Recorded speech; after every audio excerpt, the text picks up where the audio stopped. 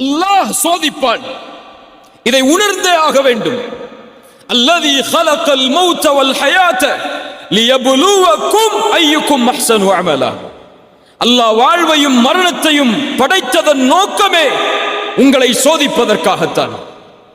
சோதனையிலிருந்து யாரும் விதிவிலக்காக மாட்டார்கள். பாவிகள் மட்டும்தான் இந்த உலகத்தில் சோதிக்கப்படுவார்கள் என்றால் நபிமார்கள் ஏன் சோதிக்கப்பட்டார்கள்? அல்லாஹ்வுடைய தூதர் சொன்னார்கள், இந்த பூமியிலேயே அதிகமாக சோதிக்கப்பட்டவர்கள் நபிமார்கள் தான் என்று. அல்லாஹ் சோதிப்பான். சோதனைக்காகத்தான் இந்த உலகம். சோதனைகள் இரண்டு உண்டு. ஒன்று அல்லாஹ் கொடுத்து சோதிப்பான், இன்னொன்று அல்லாஹ் எடுத்து சோதிப்பான். அல்லாஹ்வுடைய விதியை பொறுத்தவரை கொடுப்பதும் சோதனைதான், எடுப்பதும் சோதனைதான். சொல்லுங்கள், அல்லாஹ்வுடைய விதியை பொறுத்தவரை கொடுப்பதும் சோதனைதான், எடுப்பதும் சோதனைதான். ஆழமாக உள்ளத்தில் பதிய வைக்க வேண்டும்.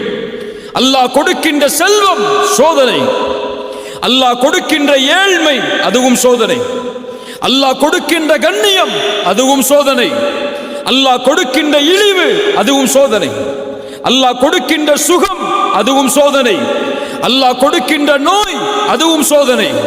இப்படி அல்லாஹ் உலகத்தில் எதை கொடுத்தாலும் எதை எடுத்தாலும் அல்லாஹ்வுடைய பார்வையில் அது சோதனை தான். வம்மல் இன்சானு இதா மப்தலாஹு ஃபஅக்ரமஹு வநஅமஹு ஃபயகூலு ரப்பி அக்ரமன். அல்லாஹ் சொல்கிறான், இந்த மனிதனை அல்லாஹ் சோதித்தால் எதை கொண்டு? கண்ணியத்தை கொண்டு, அருள்கொடைகளை கொண்டு.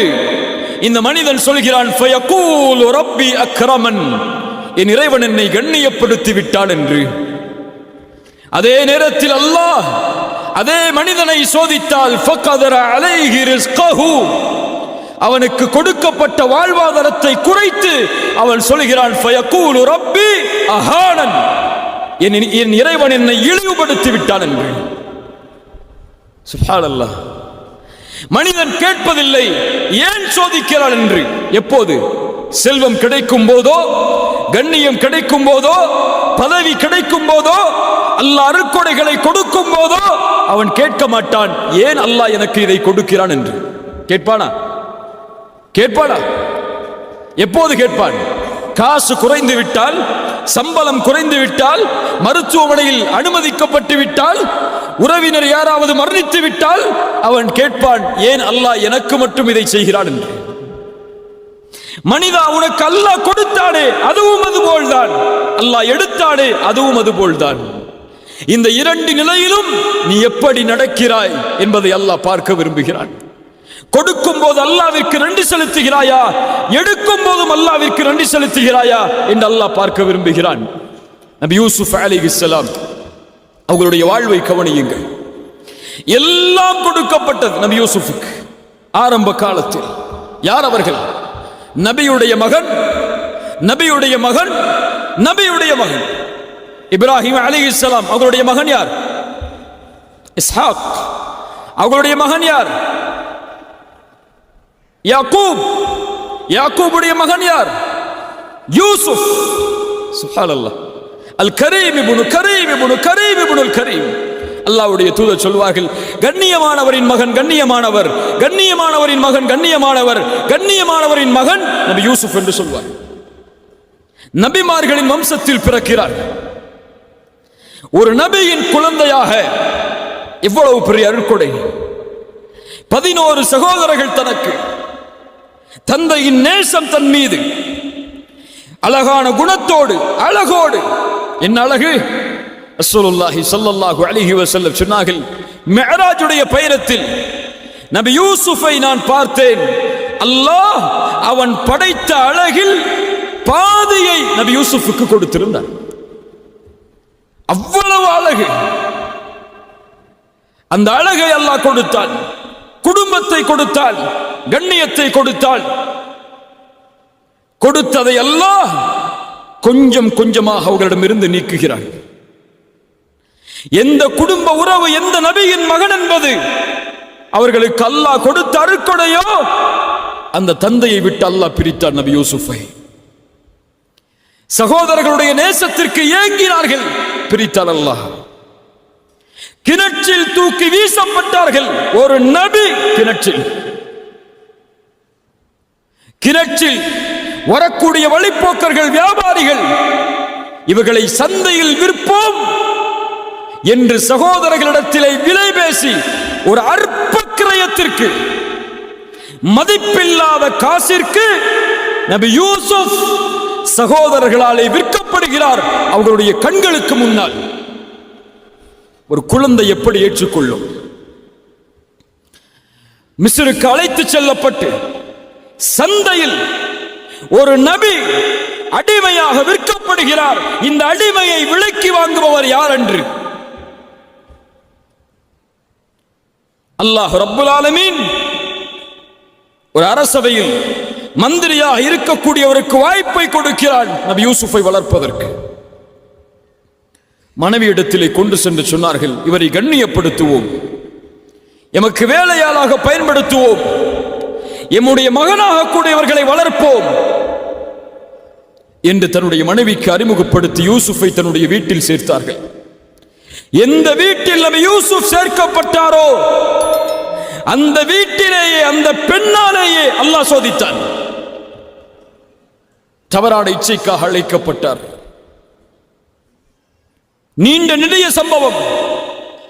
அதற்கு பிறகு சில நாட்களுக்கு பிறகு மீண்டும் சம்மதிக்காததால் சிறையில் நபியை அல்லாஹ் தள்ளினான்.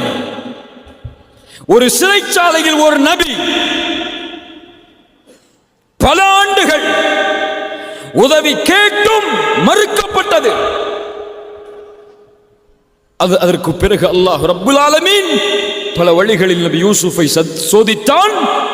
மீண்டும் அல்லாஹ் கண்ணியத்தை கொடுத்தான். இழந்ததை மீண்டும் கொடுத்தான். அந்த அரசவையிலேயே ஒரு அமைச்சராக ஆகக்கூடிய வாய்ப்பு. எந்த சகோதரர்கள் விரட்டினார்களோ அந்த சகோதரர்களை உதவிக்காக கையேந்தி அவர்களுக்கு முன்னால் நிற்கும்படி அல்லாஹ். இப்படி எல்லா சோதனைகளையும் அல்லாஹ் நபி யூசுஃபுக்கு கொடுத்தான். இந்த எந்த சோதனையிலும் நபி யூசுப் அலைஹிஸ்ஸலாம் ஏன் அல்லாஹ் எனக்கு இதை செய்கிறான் என்று கேட்கவில்லை. ஏன்? இது அல்லாஹ் படைத்த உலகம், இது அவனுடைய விதியின்படி இறங்கக்கூடிய உலகம். இதில் எதை அவன் நாடுகிறானோ அதை செய்வான், எதை அவன் நாடவில்லையோ அதை செய்ய மாட்டான். அதில் ஏன் என்று கேட்கக்கூடிய உரிமை இந்த உலகத்தில் படைக்கப்பட்ட எந்த படைப்பிற்கும் கிடையாது. அதே வாழ்க்கை நபியை ஒப்பிடுங்கள். முஹம்மது ரசூலுல்லாஹ் ஸல்லல்லாஹு அலைஹி வஸல்லம் கண்ணியத்தோடு வாழ்ந்தவர்கள். மக்காவுடைய வீதிகளில் 40 ஆண்டுகளுக்கு பிறகு நபித்துவத்தை வெளிப்படுத்தியவுடன் சோதனை ஆரம்பிக்கிறது. பெற்ற கண்ணியம் இழக்கப்படுகிறது. சேர்த்து வாழ்ந்த உறவுகள் வெறுக்கிறார்கள், ஊரை விட்டு ஒதுக்கி வைக்கிறார்கள். பசியால், வறுமையால் நபி வாடுகிறார்கள். அபூ தாலிபின் மரணம், ஹதீஜா ரலியல்லாஹு அன்ஹா அவர்களுடைய மரணம், அதைவிட மேல் அல்லாஹ்வுடைய தூதருக்கு 7 குழந்தைகள். 7 குழந்தைகள். அந்த 7 குழந்தைகளில் அல்லாஹ்வுடைய தூதர் உயிரோடு வாழும் போது 6 குழந்தைகளும் மரணம்.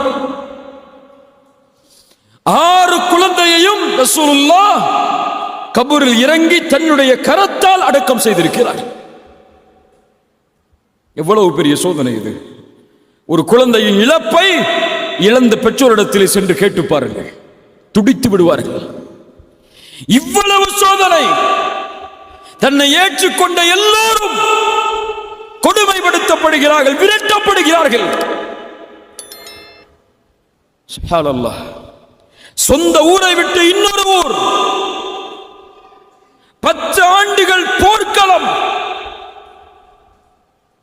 எல்லாவற்றையும் இழந்து நபித்தோழர்கள் 23 ஆண்டுகளுக்கு பிறகு இழந்த கண்ணியத்தை, இழந்த வெற்றியை அல்லாஹ் மீண்டும் கொடுக்கிறார். எதை கொடுக்கிறது இந்த பாடம்? எதை கொடுக்கிறது இந்த பாடம்? அல்லாஹ் ஒருவரை சோதித்தால் உணர்ந்து கொள்ளட்டும், அல்லாஹ் அவரை தயார்படுத்துகிறான் ஒரு வெற்றியின் பாதைக்காக என்று. சோதனை வருவது வெற்றியின் அடையாளம். சோதிக்கப்படும் சமூகம் நன்மையில் நிலைத்திருந்தால் அதனுடைய கூலி இறுதியில் வெற்றி. அது பலருக்கு புரிவதில்லை. உலகில் ஏன் முஸ்லிம்கள் சோதிக்கப்படுகிறார்கள்? ஏன் உலக நாடுகளில் முஸ்லிம்கள் சிறுமைப்படுத்தப்படுகிறார்கள்? ஏன் கொல்லப்படுகிறார்கள் என்ற கேள்விகளுக்கெல்லாம் விடையை நீங்கள் தெரிய வேண்டும் என்றால் இதுவெல்லாம் வெற்றியின் பாதை. வெற்றியை நோக்கி இந்த சமூகம் செல்கிறது என்பதற்கு அடையாளம் ஹுதைபியா உடன்படிக்கையை நீங்கள் அறிந்திருக்கலாம். அத்துணை ஆண்டுகளுடைய போராட்டத்திற்கு பிறகு நபியும் 4000 தோழர்களும் உம்ராவிற்காக தான் பிறந்து வளர்ந்த அல்லாஹ்வுடைய ஊரை நோக்கி செல்கிறார்கள். தடுக்கப்படுகிறார்கள்.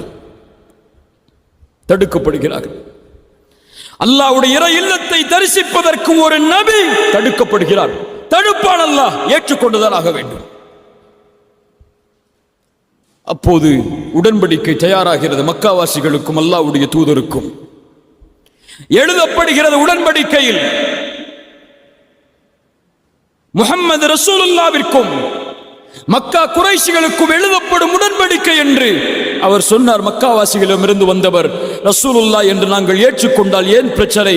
முஹம்மதை ரசூலுல்லாஹ் என்று நாங்கள் அங்கீகரிக்கவில்லை. இதை அழித்துவிட்டு முஹம்மது இப்னு அப்துல்லா என்று எழுதுங்கள். அப்துல்லாவின் மகன் முஹம்மது, அதுதான் எங்களுக்கு தேவை.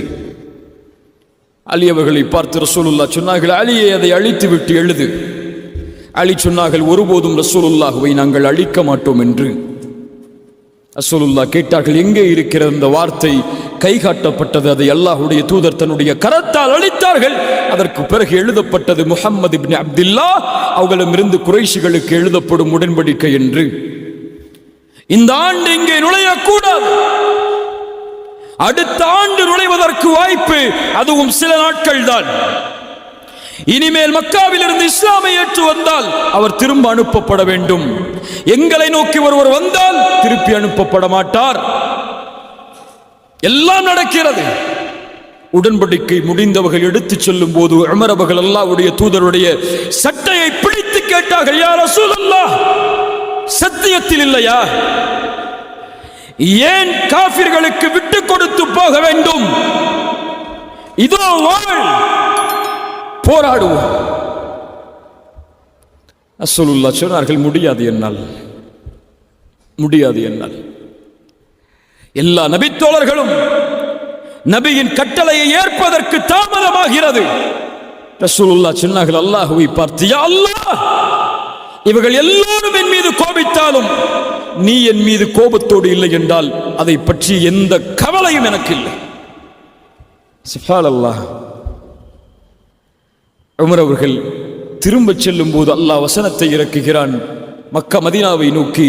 அந்த மக்காவுடைய அந்த சோதனைக்கு பிறகு இன்னா ஃபதஹ்னா லக ஃபத்ஹம் முபீனா, அல்லாஹ் தெளிவான வெற்றியை நபியே உங்களுக்கு அளிப்பான். ஹுதைபியா உடன்படிக்கையில் தாழ்வோடு திரும்பி செல்கிறார்கள். அல்லாஹ் வெற்றியின் வசனத்தை இறக்குகிறான். உமர் அவர்கள் ஓடி வந்து கேட்டார்கள், ஃபத்ஹுன் ஹுவ, அல்லாஹ்வுடைய தூதரை நடந்த உடன்படிக்கை வெற்றியா? ஆம். இந்த சோதனைக்கு அல்லாஹ் கொடுக்கக்கூடிய பரிசு அடுத்த ஆண்டு நுழைவோம் மக்காவை சொந்தமாக்குவதற்கு. உம்ராவிற்காக செல்லுகிறீர்களே, இது போதாது நபியே, இன்னும் சோதனை இருக்கிறது, அதை ஏற்றுக்கொள்ளுங்கள். அல்லாஹ் இந்த 2 ஹரமுடைய ஹலீஃபாவாக உங்களை மாற்றுவார். இதைத்தான் நபி யூசுஃபின் வரலாறும் எமக்கு பாடத்தை கொடுக்கிறது. இன்றே வெற்றி பெற வேண்டும், இன்றே சோதனை நீங்க வேண்டும், இன்றே பிரச்சனை நீங்க வேண்டும் என்று ஒருவன் நினைத்தால் நடக்காது. நபி நூஹ் தன்னோடு சில நபர்களை சேர்ப்பதற்கு, ஈமானை ஏற்றுக்கொண்டவர்களாக ஆக்குவதற்கு அவர்களுக்கு தேவைப்பட்ட ஆண்டு 950 ஆண்டு காலம். நபி மூசா ஃபிரௌனுடைய சோதனையிலிருந்து தப்பிப்பதற்கு அவர்கள் எடுத்துக்கொண்ட முயற்சி, அந்த முயற்சியின் வெற்றி அவர்களுடைய மரணம் வரை நீடித்தது. இப்ராஹிம் சோதிக்கவில்லையா அல்லாஹ்வுடைய நண்பரை? அல்லாஹ் நெருப்பு குண்டத்தில் வீச வைத்து சோதித்தான். மனைவியை இன்னொரு அரசன் தீண்டக்கூடிய அளவிற்கு சோதித்தான். தன் மகனையும் தன் மனைவியையும் மக்காவில் விட்டுவிட்டு திரும்ப வாருங்கள் என்று கட்டளையிட்டான். தான் பெற்ற மகளை இப்ராஹிமே உன் கரத்தால் அறு என்று அல்லாஹ் கட்டளையிட்டான். இத்துணை சோதனைகளுக்கு பிறகுதான் அல்லாஹ் ரப்புல் ஆலமீன் இப்ராஹிமுடைய சந்ததிகளை மக்காவில் வாழ வைத்தான். நபிக்கு மக்காவின் வெற்றியை உணர்வதற்கு 23 ஆண்டு காலம் தேவைப்பட்டது. 21 அல்லது 22 ஆண்டு காலங்கள். அதுபோல்தான் கண்ணியத்துக்குரியவர்களே, இந்த 20 வயதில் சோதனையா, 24 வயதில் சோதனையா, இந்த வயதில் ஏழ்மையா, இந்த வயதில் எதை தொட்டாலும் வெற்றி இல்லையா? கவலைப்படாதே, முயற்சியில் தொடர்ந்திரு. அல்லாஹ் ரப்புல் ஆலமீன் உனக்கென்று ஒரு நியதியை வைத்திருப்பான். பொறுமையோடு அல்லாஹ்வின் மீது நம்பிக்கை கொண்டிருந்தால், பாவங்களை விட்டு விடுபட்டிருந்தால், நீ எண்ணி பார்க்காத வெற்றியை அல்லாஹ் தருவான். فإن مع العسر يسرا إن مع العسر يسرا. துன்பத்தோடு இன்பம் வரும், நமக்கு தெரியாது. துன்பத்தோடு இன்பம் வரும். அந்த துன்பத்தை சகித்தால், அந்த கதரை ஏற்றுக்கொண்டால், அல்லாஹ்வுடைய விதி, இதை நான் பொருந்திக் கொள்கிறேன், ஆனால் அல்லாஹ் எனக்கு கொடுத்த வாய்ப்பு, முயற்சி, அதை ஒருபோதும் நான் கைவிட மாட்டேன் என்று அவனுடைய பாதையில் நிலைத்திருந்தால் அது போதும் அவனை வெற்றியடைய செய்வதற்கு.